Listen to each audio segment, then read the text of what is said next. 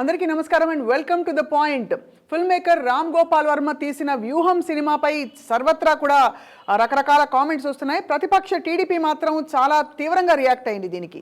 నిజానికి సినిమా చూడకుండానే సినిమాలో చంద్రబాబు నాయుడు గారి పాత్రని చాలా నెగిటివ్గా చూపించారనే ఒక భావనతో ఈ సినిమాని ఆపించే ప్రయత్నాలు రకరకాల లెవెల్స్లో జరిగాయి. తాజాగా లేటెస్ట్గా ఒక పబ్లిక్ టీవీ ఛానల్ డిబేట్లో వర్మ తల నరికి తీసుకొస్తే ₹1 కోటి ఇస్తానని చెప్పి ఒక వ్యక్తి అనడం అండ్ అక్కడ ఆ షోలోని వ్యాఖ్యాత దాన్ని ఖండించకపోవడం బహిరంగంగా, అలా అనద్దని ఊరుకోవడం, ఇవన్నీ కూడా ప్రస్తుతం చర్చనీయాంశం అవుతున్నాయి. చాలా జుగుప్సాకరమైన పరిణామాలు చూస్తున్నామంటే ఒక సినిమా వల్ల బెదిరిపోయి ఇలాంటి పరిణామాలు వస్తున్నాయా, లేక వాక్ స్వాతంత్రం పేరు మీద ఇలా జరుగుతోందా? ఇదే అంశంపై మాట్లాడడానికి మనతో పాటు సీనియర్ జర్నలిస్ట్ అందరికీ సుపరిచితులు దేవులపల్లి అమర్ గారు ఐ డ్రీమ్ స్టూడియోస్లో ఉన్నారు. సార్ నమస్కారం. నమస్తే. చాలా డిస్టర్బింగ్ పరిణామాలు sir. First of all what would you say about this whole? ఇప్పుడు ఇందులో ఒకటండి, ఈ వ్యక్తి ఎవరైతే నిన్న రామ్ గోపాల్ వర్మ తల నరికితే ₹1 కోటి ఇస్తానన్నాడు, ఈ వ్యక్తి బిహేవియర్ అదే ఛానల్లో లేదా ఇంకొక ఛానల్లో, ఈ రెండు ఛానళ్ళు కూడా పూర్తిగా ఇవాళ ఆంధ్రప్రదేశ్లో ఉన్న ప్రభుత్వానికి వ్యతిరేకంగా ఇంకో రాజకీయ పార్టీకి మద్దతుగా పనిచేస్తున్న ఛానళ్ళ రెండు. అవును, ఆ రెండు ఛానళ్ళల్లో కూడా అతని బిహేవియర్ మనం గతంలో చూసినాం. అతను భారతీయ జనతా పార్టీ, కేంద్రంలో అధికారంలో ఉన్న భారతీయ జనతా పార్టీకి సంబంధించిన ఒక సీనియర్ నాయకుడిని లైవ్లో చెప్తూ కొట్టినాడు ఈ వ్యక్తి. అట్లాగే ఇంకో నాయకుడిని ఇంకో సందర్భంలో బూతులు తిట్టినాడు ఇదే ఛానల్స్లోనే. ఇవన్నీ కూడా జరుగుతున్నప్పుడు ఎవరే మాట్లాడలేదు. నిజానికి ఆ నాయకుడు ఎవరినైతే ఇతను చెప్తూ కొట్టినాడో అతను కూడా పెద్దగా దాన్ని పరిశీలి చేయలేదు. కేసు పెట్టి ఇతను అప్పుడే లోపటేయించుంటే ఇంత దూరం వచ్చేది కాదు. రైట్. ఇతని బిహేవియర్ మొదటి నుంచి కూడా అట్లానే ఉన్నది. ఇతను తనేదో ఇంటలెక్చువల్ అని, లేకపోతే అమరావతి పరిరక్షణ సమితి నాయకుడినని, మేధావినని చెప్పుకుంటూ తిరిగే ఇతను చేసే పనులు, మాట్లాడే మాటలన్నీ కూడా ఇట్లానే ఉన్నాయి. వాళ్ళ కొత్త ఏం కాదు. అది ఇక్కడ మనం మాట్లాడుకోవాల్సింది రామ్ గోపాల్ వర్మ దగ్గరికి వచ్చేసరికి, రామ్ గోపాల్ వర్మ ఒక సినిమా తీసినాడు. ఇది ఒక కళారూపం. ఇప్పుడు కళలు, సాహిత్యం వీటిని బ్యాన్ చేయడం కానీ లేదా వీటిని ముందుకు పోకుండా ఆపేందుకు ప్రయత్నించడం కానీ భావ ప్రకటన స్వేచ్ఛను నిలువరించడం కిందికే వస్తాయి. ఇప్పుడు రామ్ గోపాల్ వర్మ ఒక సినిమా తీసినాడు. రామ్ గోపాల్ వర్మ ఇవాళ కొత్తగా సినిమాలు తీయడం లేదు. అందులో రాజకీయాలకు సంబంధించిన సినిమాలు ఇవాళ కొత్తగా తీయడం లేదు. గతంలో ఆయన తీసిన సినిమాలు మనకు గుర్తున్నవి. రక్త చరిత్ర, పరిటాల రవికి సంబంధించింది, ఇది లక్ష్మీస్ ఎన్టీఆర్, ఎన్టీ రామారావు జీవితానికి సంబంధించింది.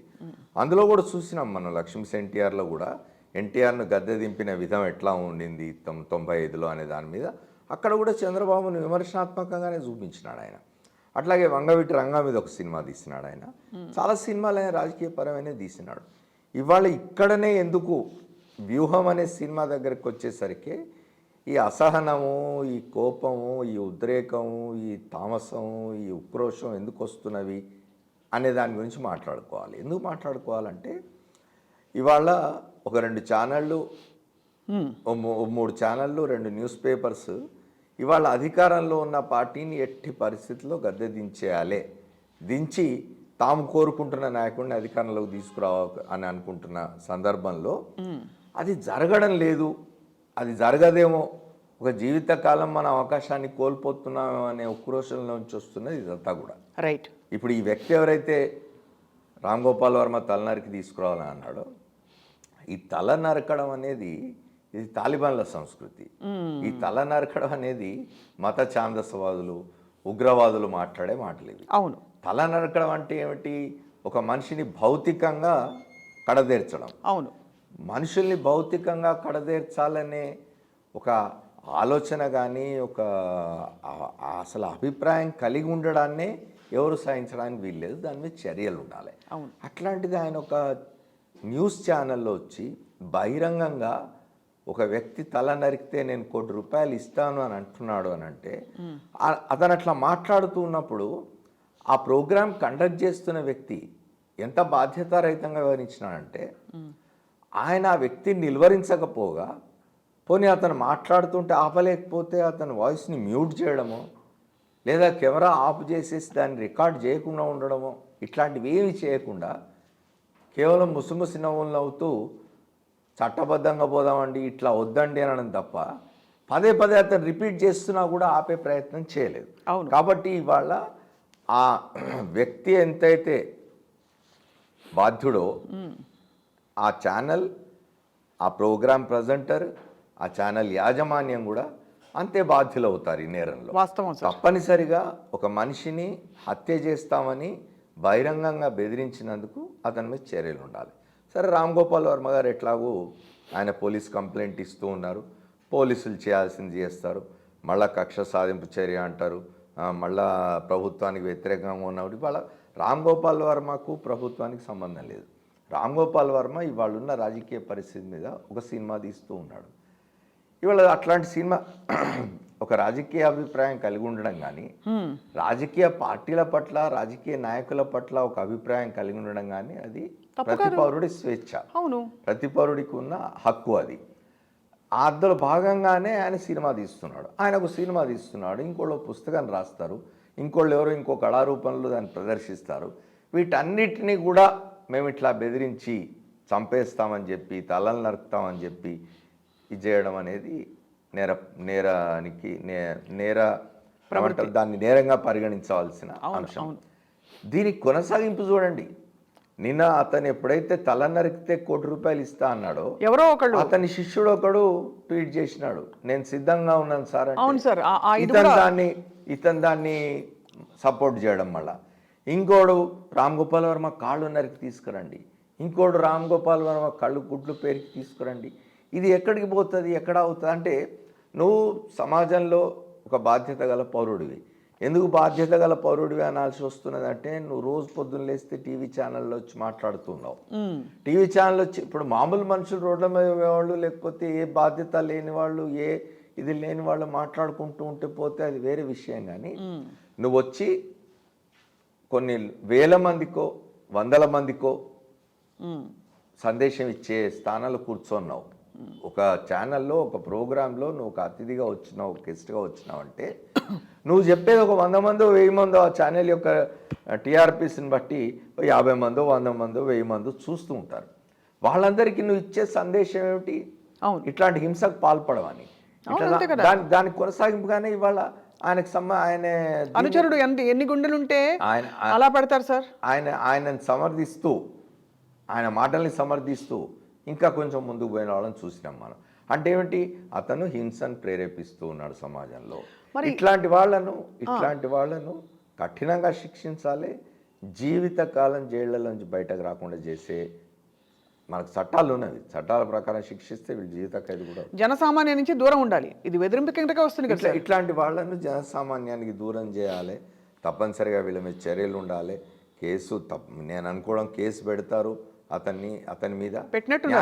న్యాయస్థానాలు కూడా ఇటువంటి అనాగరికమైన ఒక ఏమంటారు, మనం బహుశా ఆటవిక సమాజం నుంచి బయటపడి నాగరిక సమాజంలో ఉన్నామని అనుకుంటున్నాం. కానీ ఇట్లాంటి వాళ్ళని చూసినప్పుడు ఇంకా మనం ఆటవిక సమాజంలో ఉన్నామని అనిపిస్తుంది.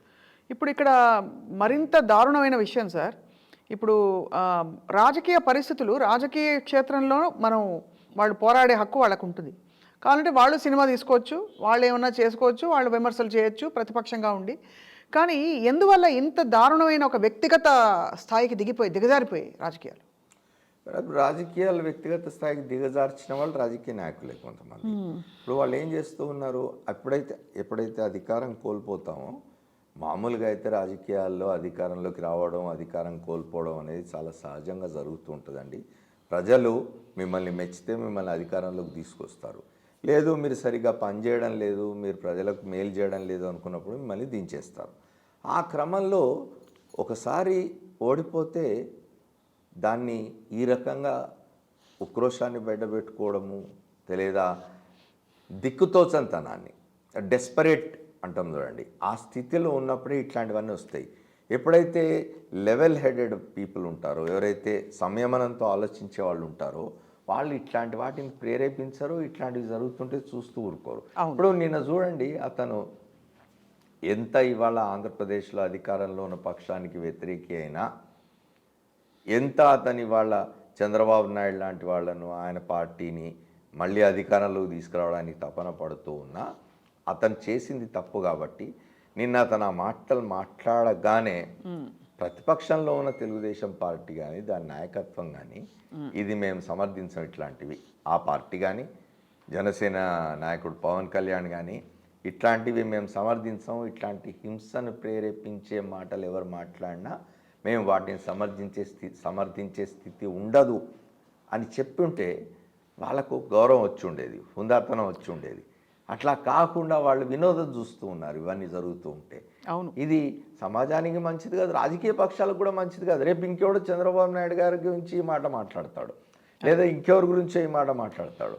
ఇది మనం ఎంత దూరం దీన్ని మనం అనుమతిస్తూ పోదాం అంటే ఆ సంస్కృతిలోనే సార్. ఇప్పుడు ఏంటి పంచలు కూడా తీస్తాంతా అని ఒకప్పుడు, ఆ తర్వాత కూడా తంతాన్రా వేస్తాన్రా, ఇంకా బూతులతో మాట్లాడిన నాయకులు కూడా, రాజకీయ నాయకులు. దాని కొనసాగింపై ఇక్కడ ఏంటి డైరెక్ట్గా ఏం చెప్పాడు, చంపిస్తే మీ ₹1 ఇస్తామని చెప్పాడు.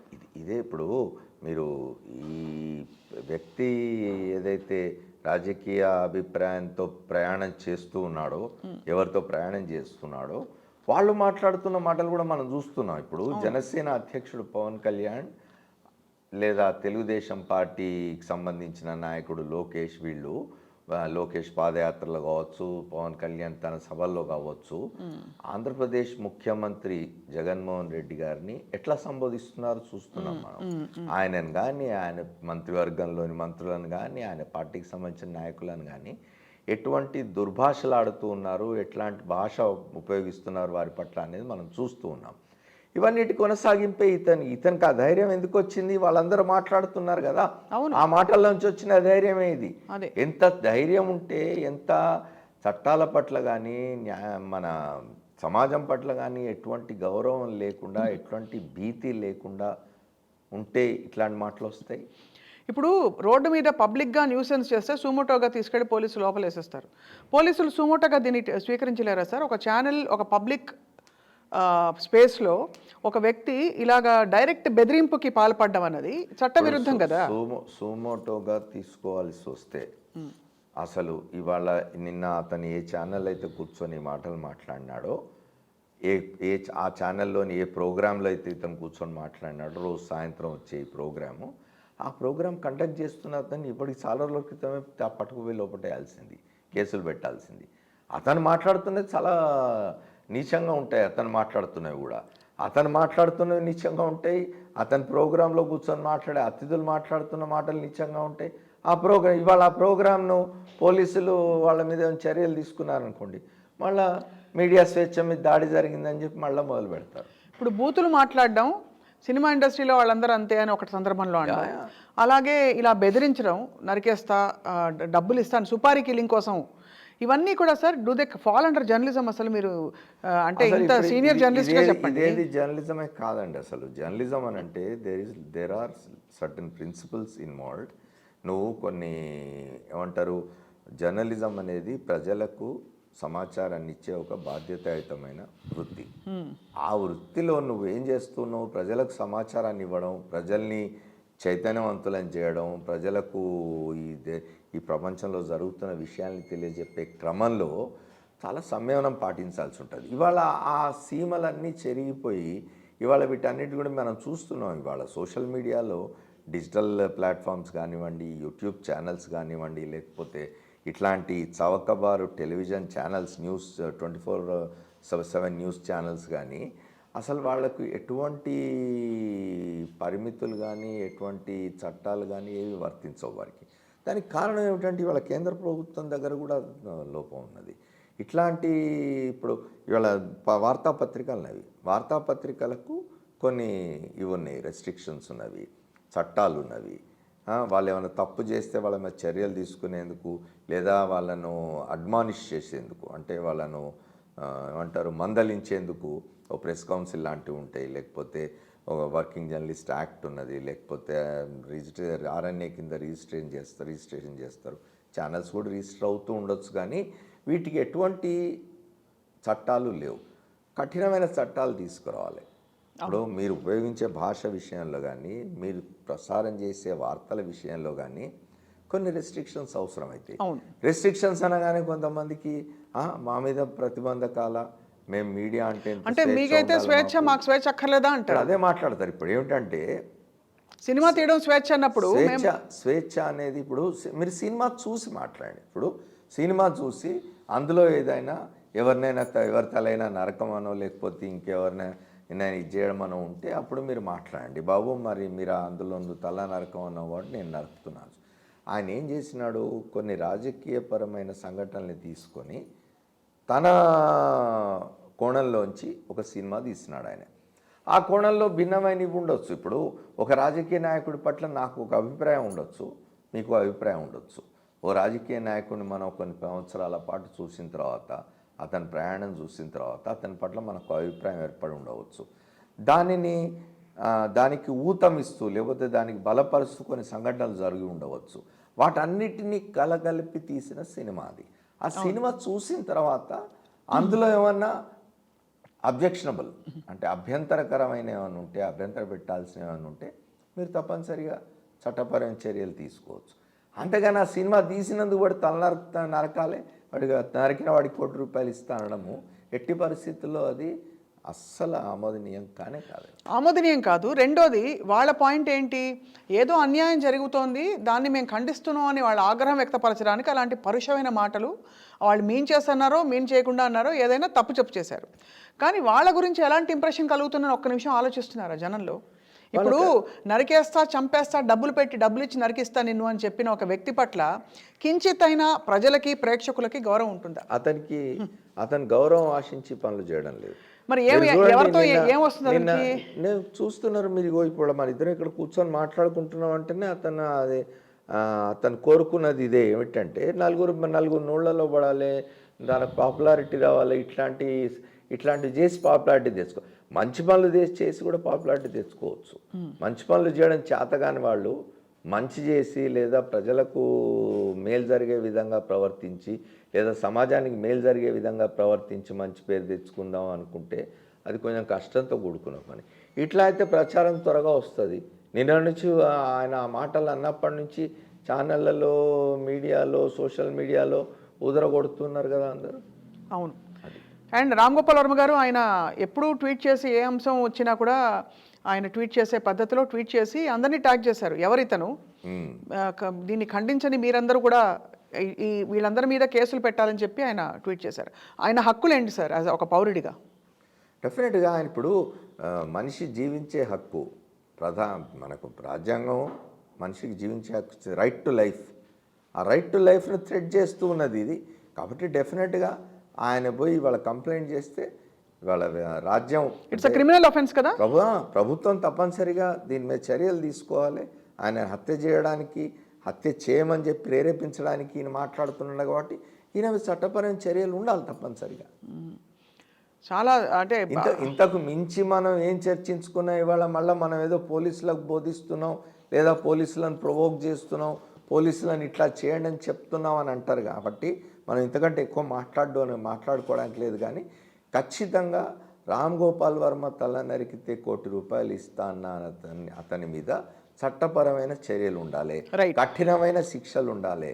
నన్ను అడిగితే ఇట్లాంటి వాళ్ళకి జీవిత ఖైదు కూడా విధించాలి న్యాయస్థానం. సార్ చాలా డిస్టర్బింగ్ అంటే స్ట్రీమ్ ఆఫ్ ఈవెంట్స్ అంటే పొలిటికల్ సిచ్యువేషన్ ఇంత తీవ్రంగా తయారైంది అనడానికి మనం ఇంకా ఒక విషయం చెప్పండి సార్.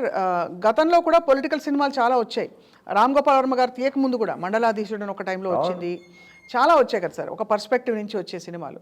కానీ ఈసారి ఇందులో ఏదో కించపరిచారని అంటున్నారు. పాపులర్ మూవీ యాక్టర్ కృష్ణ ఒక సినిమా తీసినాడు ఎన్టీ రామారావు ఆయన కుటుంబానికి వ్యతిరేకంగా, చంద్రబాబు నాయుడుకి వ్యతిరేకంగా కూడా కృష్ణ ఒక సినిమా తీసినాడు. అట్లా కృష్ణను చేయమని చెప్పి ఎవడు మాట్లాడలేదు ఆ రోజుల్లో. మరి వర్మ గారిని చూసి ఎందుకు వర్మ గారు అన్నిటి మీద ఆయనకి ఇష్టమైన ప్రతి సబ్జెక్ట్ మీద సినిమా తీస్తారని తెలుసు, ఎందుకంత టార్గెట్ చేస్తున్నారంటారు? అదే నేను ప్రారంభంలో చెప్పింది, అది ఓర్వలేకపోతున్నా సందర్భం. ఇప్పుడున్న సందర్భం ఏమిటంటే ఇంకో 3 మాసాలు 4 మాసాల్లో ఆంధ్రప్రదేశ్లో శాసనసభకి ఎన్నికలు జరగబోతున్నాయి. 2019లో ఘోరమైన పరాజయాన్ని ఎదుర్కొన్న తెలుగుదేశం పార్టీ 170 స్థానాల్లో 23 స్థానాలకు పడిపోయిన తెలుగుదేశం పార్టీ ఇవాళ ఏమైనా చేసి మళ్ళీ అధికారంలోకి రావాలని చెప్పి విశ్వ ప్రయత్నం చేస్తున్న క్రమంలో ఇవాళ రామ్ గోపాల్ వర్మ తీసే సినిమా ఏమన్నా రేపు మళ్ళీ అధికారంలో ఉన్న పక్షానికి ఏమన్నా దోహదం చేస్తుందేమో, ఏమన్నా సహాయం చేస్తుందేమో వాళ్ళకు అనుకుంటున్నారు. కానీ ఒక్కటి మాత్రం స్పష్టంగా చెప్పాలి, సినిమాల వల్ల, లేకపోతే ఎవరో మాట్లాడే మాటల వల్ల, లేకపోతే టీవీ ఛానళ్ళ వల్ల, వార్తాపత్రికల్లో రాసే వార్తల వల్ల రాజకీయ పార్టీలు అధికారంలోకి రావు, అధికారం కోల్పోవు. అదొకటి ప్రజల్లో ఆ పార్టీలు, ఆ పార్టీల నాయకుల యొక్క నడవడి, వాళ్ళు ప్రజల కోసం మేలు చేస్తారా లేదా, ప్రజల కోసం పనిచేస్తున్నారా లేదా, వీళ్ళు ప్రజలకు ఎంత మేలు చేస్తారు, అది అట్టడుగున ఉన్న పేద ప్రజానికానికి ఎటువంటి సాయం చేస్తారు. ఎందుకంటే మెజారిటీ ఓటర్లు మీకు వాళ్ళ పేద అట్టడుగు మధ్య తరగతి నుంచి వస్తారు. కాదు సార్, హైపోథెటికలీ సపోజ్ ఒక సినిమా వల్ల ప్రభంజనం వచ్చిందని అనుకుందాం ఒకళ్ళకి ఫేవర్గా, నిజంగా ఈ మాట ఆయన అనగానే ప్రజలు ఓటేయడం మానేస్తారా? అసలు ఇంకా అంటే ఆయనకు అర్థం కాని విషయం నరికేస్తామంటే ఇట్లా మాట్లాడడం వల్ల ఆయన 2 మేళ్ళు చేస్తున్నాడు. ఒకటి రామ్ గోపాల్ వర్మకి, రేపు ఆయన సినిమా రిలీజ్ అయితే ఏమిటి అని ఇంకా ఉత్సాహంతో ఇంకెక్కువ మంది చూస్తారు, అదొక మేలు, పబ్లిసిటీ, అవును, ఒక మేలు జరుగుతుంది. రెండోది అతని మీద, అతను ఏ రాజకీయ పక్షానికి పట్ల అయితే అనుకూలంగా ఉన్నాడో, ఏ రాజకీయ పక్షాన్ని అయితే భుజాన మోసుకొని తిరుగుతున్నాడో ఆ రాజకీయ పక్షం పట్ల, ఆయన పట్ల వెగటు పుడుతుంది, ఇంకా జనానికి ఏవగింపు కలుగుతుంది. ఆ ఏవగింపు వల్ల యువతల పక్షానికి లాభం జరుగుతుంది. ఈ 2 మేళ్ళు చేస్తున్నాడు ఆయన. అవును. అండ్ రెండో విషయం సార్, సినిమా ప్రభంజనం ఉందో లేదో మనం క్లారిఫికేషన్ ఇవ్వకుండానే ఒక సినిమా తీయడం ఒక వ్యక్తి హక్కు, అందులో కించపరిచే అంశాలు ఉంటే చట్టపరంగా వెళ్ళి అబ్జెక్షన్స్ తెలపచ్చు. దానికి కూడా సెన్సార్ బోర్డు అని ఒక బోర్డు ఉంది, ఆ బోర్డు సర్టిఫై చేసి ఆల్రెడీ ఆ పనులు చేసినారు. అదే వాళ్ళ రామ్ గోపాల్ వర్మ గారు తీస్తున్న ఈ వ్యూహం సినిమా అనే దాన్ని మీరు సెన్సార్ సర్టిఫికేట్ ఇవ్వకూడదు అని చెప్పి తెలుగుదేశం పార్టీ నాయకుడు లోకేష్ సెన్సార్ బోర్డు వారికి విన్నవించుకున్నారు. వాళ్ళ సినిమా చూసినారు, చూసి దీనిలో తప్పేం లేదు అని చెప్పి యూ సర్టిఫికేట్ కూడా ఇచ్చినారు. ఇచ్చిన తర్వాత మళ్ళీ అదే వ్యక్తి కోర్టు కూడా వెళ్ళినాడు. ఇవాళ నిజానికి కోర్టులో ఉన్నది అది, రేపు 30వ తారీఖున కోర్టు ఈ సినిమాకు సంబంధించిన తీర్పు ఇవ్వబోతున్నది. ఈ లోపలనే వీళ్ళు ఆగలేక తొందరపడి ఇట్లాంటి మాటలు మాట్లాడడం వల్ల ఎవరికి మేలు చేస్తున్నారు? సినిమాకే మేలు చేస్తారు. సినిమా మీద క్యూరియాసిటీ పెరుగుతుంది, ఆ సినిమా మీద మరింత ఆసక్తి పెరుగుతుంది. వివాదం పెరిగిన కొద్దీ ఇంకా సినిమా పట్ల ఇది పెరుగుతుంది కదా, ఆసక్తి పెరుగుతుంది, ఎక్కువ మంది చూస్తారు. ఈరోజు sir finally at the core of this మనుషులు డివైడ్ అయిపోతున్నారు సార్ ఆ పొలిటికల్ ఐడియాలజీ పేరు మీద. సోకాల్డ్ మీడియా సభ్యులు కావచ్చు, ఇప్పుడు బయటకు వస్తే అందరూ మామూలు మనుషులు, కానీ ఆ పాత్రలో ఆ న్యూస్ రూమ్లో కూర్చున్నప్పుడు ఎంత దారుణానికి ఒడిగట్టి అసలు ఒక ఇలాంటి చర్చని ప్రోత్సహిస్తున్నారు సార్ న్యూస్ రూమ్స్లో. ఎందువల్ల ఇలా డివైడెడ్ అయిన ఈ వ్యవస్థని ఎలా మరి సరిదిద్దాం మనం? ఇప్పుడు సొసైటీ యాజ్ సచ్ డివైడ్ అయి ఉన్నది, ఇవాళ పొలిటికల్గా డివైడ్ అయి ఉన్నది, కమ్యూనల్గా డివైడ్ అయి ఉన్నది, లేకపోతే ఇతరత్ర సోషలాజికల్ వీటితో డివైడ్ అయి ఉన్నది. ఈ డివైడ్ని మనం ఇవాళ ఇక్కడ కూర్చొని మాట్లాడుకొని చేయగలిగింది ఏం లేదండి. ఎందుకంటే సిస్టమ్ ఏదైతే మనని వాళ్ళ మనని పరిపాలిస్తూ ఉన్నారో వాళ్ళు ఇట్లా ఉన్నప్పుడు, వాళ్ళు దీన్ని ప్రోత్సహిస్తూ ఉన్నప్పుడు, ఒక సెక్షన్ ఆఫ్ పొలిటికల్ సిస్టంలో ఉన్న ఒక సెక్షన్ ఇట్లాంటివన్నిటినీ రెచ్చగొట్టి ఇట్లాంటి వాటన్నిటి మీద ఇచ్చేసి వాటి వల్ల లాభం పొంది మేము అధికారంలోకి రావాలి అని అనుకుంటున్నప్పుడు ఇట్లాంటివన్నీ తప్పనిసరిగా జరుగుతాయండి. ఇవాళ మీరు చూడండి, మీరు గతంలో లేనంతగా ఇవాళ కమ్యూనల్ డివైడ్ కనిపిస్తుంది మనకు సొసైటీలో, గతంలో లేనంతగా పొలిటికల్ డివైడ్ కనిపిస్తుంది మనకు సొసైటీలో. ఇప్పుడు రాజకీయ పక్షాల పట్ల అభిమానం ఉండడం, నాయకుల పట్ల అభిమానం ఉండడం అనేది చాలా సహజంగా ఉంటుంది. అది మీకు ఇష్టమైన నాయకుడు ప్రాతినిధ్యం వహిస్తున్న రాజకీయ పక్షానికి మీరు ఓట్లు వేసుకోవచ్చు, లేదా వాళ్ళ అధికారంలో ఉండాలని కోరుకోవచ్చు. కానీ వాళ్ళు ఉండకూడదు. ఒక రాజకీయ పక్షాన్ని ఎలిమినేట్ చేసేయాలి అనే ఆలోచన, ఒక రాజకీయ పక్షాన్ని నాయకత్వం వహిస్తున్న వ్యక్తిని ఎలిమినేట్ చేయాలనే ఆలోచన, లేదా అటు ఆ అభిప్రాయంతో ఉన్న వాళ్ళని ఎలిమినేట్ చేయాలనే ఆలోచన. ఇవాళ నిన్న మాట్లాడిన అతని అభిప్రాయం ఏమిటి? ఇతను రామ్ గోపాల్ వర్మ అనే అతను ఇటువైపు ఒక రాజకీయ పక్షం యొక్క సైడ్ తీసుకొని ఉన్నాడు, అతని పట్ల అభిమానంతో ఉన్నాడు. ఎందుకంటే రామ్ గోపాల్ వర్మ పదే పదే చెప్తూ ఉంటాడు, నాకు రాజకీయాలు లేవు కానీ జగన్మోహన్ రెడ్డి అంటే నాకు అభిమానం కాబట్టి నేను ఆయన పట్ల నా అభిమానం కొనసాగుతుంది, నేను అట్లానే ఉంటానని చెప్తున్నాడు కాబట్టి ఆ అభిమానంతో ఉన్న వ్యక్తిని ఎలిమినేట్ చేయాలని ఆలోచన. కరెక్ట్, అవును. ఎలిమినేట్ చేయడం కోసం అని చెప్పి ప్రొవోక్ చేసే పనులు ఇవన్నీ.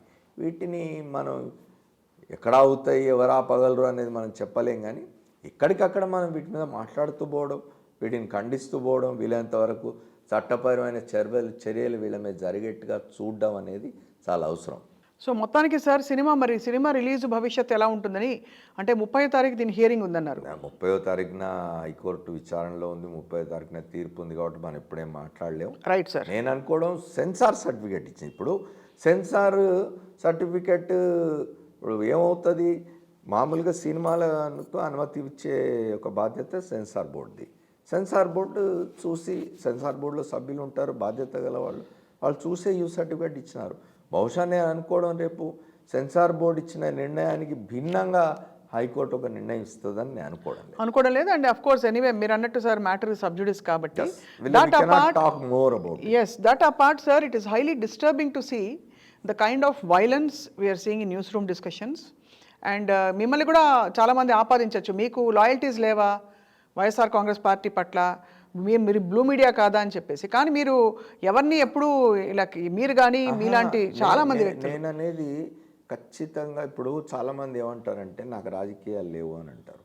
రాజకీయాలు లేకుండా మనుషులు ఉండరండి. రాజకీయాలు ఉంటాయి, రాజకీయ అభిప్రాయాలు ఉంటాయి. అయితే ఒక రాజకీయ పక్షంతో ఉండకపోవచ్చు, ఒక రాజకీయ పార్టీలో సభ్యులుగా ఉండకపోవచ్చు, లేకపోతే రాజకీయ పార్టీలో రోజు వాళ్ళతో యాక్టివ్ పార్టిసిపేషన్లో ఉండకపోవచ్చు. కానీ మనిషి అన్న వాడికి రాజకీయాలు ఉంటాయి తప్పనిసరిగా. అతను ఏదో ఒక రాజకీయ అభిప్రాయాన్ని తన దీనిలో పెట్టుకొనే ఉంటాడు.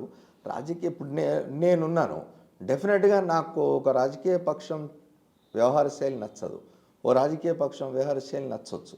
కానీ మీరు ఎక్కడైనా నా భాషలో కానీ నేను మాట్లాడుతున్న మాటల్లో కానీ అవతల వాళ్ళను వ్యక్తిగతంగా కించపరిచే విధంగా కానీ లేదా హింసను ప్రేరేపించే విధంగా కానీ ఎవరో మాట్లాడడం.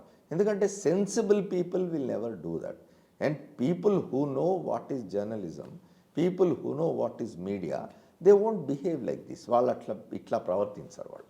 మొత్తానికి సార్ ఈ పరిణామాల వల్ల ఖచ్చితంగా వ్యవస్థ ఎక్కడో దీన్ని బిగించే ప్రయత్నం, అంటే ఇలాంటి బెదిరింపులు పబ్లిక్గా ఇలాంటి ఒక ఒక ఒక చాలా హింసాత్మకమైన వాతావరణం తీసుకురావడం, ఇలా తీసుకొచ్చే వాళ్ళందరినీ వారిస్తుంది అని హోప్ చేద్దాం సార్. మనం కఠిన చర్యలు తీసుకోవాలి తప్పనిసరిగా, తప్పకుండా దీనిపై కఠిన చర్యలు. అంటే రిస్ట్రెయింట్, రేపు ఇంకొకటి ఇట్లాంటి పని చేయకుండా ఉంటాడు. అండ్ ఇంతకీ సార్ మీరు వ్యూహం టీజర్ చూసుంటారు, మీకేమనిపించింది? పొలిటికల్ సినిమా ఆయన ఓపెన్గా చెప్పినాడు. నేను పొలిటికల్ సినిమా తీస్తున్నాను, ఇందులో ఈ క్యారెక్టర్లు ఉంటాయి అని కూడా చెప్పినాడు. మీరు సినిమా చూడండి, సినిమా చూసిన తర్వాత మీరు నిజంగా మీ ఇమేజ్ని దెబ్బతీసే విధంగా, మీ ప్రతిష్టకు భంగం కలిగించే విధంగా ఏమైనా ఉంటే న్యాయస్థానాలు ఆశ్రయించండి. అవును, ఆ సీన్లు తీసేట్టుగా సీన్లను సెన్సార్ చేసేట్టుగా చూడండి. సెన్సార్ బోర్డు చూసింది కదా, సెన్సార్ బోర్డుకి వాళ్ళు ఏ రాజకీయ పక్షం పట్ల అనుకూలత కానీ వ్యతిరేకత కానీ ఉండాల్సిన అవసరం లేదు కదా. వాళ్ళు ఇచ్చినారు ఒక సర్టిఫికెట్. అయినా ఇంకా సెన్సార్ సర్టిఫికెట్ ఇచ్చిన తర్వాత కూడా ఆ సినిమాలో మీకు ఏమన్నా అప్రతిష్ట పాలు చేసే విధంగా ఉన్నాయనుకుంటే మీరు కోర్టుకు వెళ్ళండి. తర్వాత మీరు ఇన్ని మాట్లాడుతున్నాం, మనం చివరికి ఒక మాట చెప్పుకోవాలి. రామ్ గోపాల్ వర్మ తీసిన సినిమా మీద ఇంత రగడ జరుగుతున్నది. ఆయన అసలు ఇవేం పెట్టుకోకుండా వెళ్ళిపోయి ఓటీటీకి ఇచ్చింటే ఏం చేసేవాడు మీరు? అక్కడ ఎక్కడైనా ఆ ఓటీటీలో ఎక్కడైనా ఏదైనా మనం ఆపే ఇది లేకపోతే రెస్ట్రిక్ట్ చేసే ఇది ఏమైనా ఉన్నదా? ఇవాళ మనం చూస్తున్నాం ఇంటింటికి ఉచితంగా చేరుతుంది ఓటీటీ ప్లాట్ఫామ్స్లో మనం ఎటువంటి కంటెంట్ చూస్తూ ఉన్నాం ఇవాళ.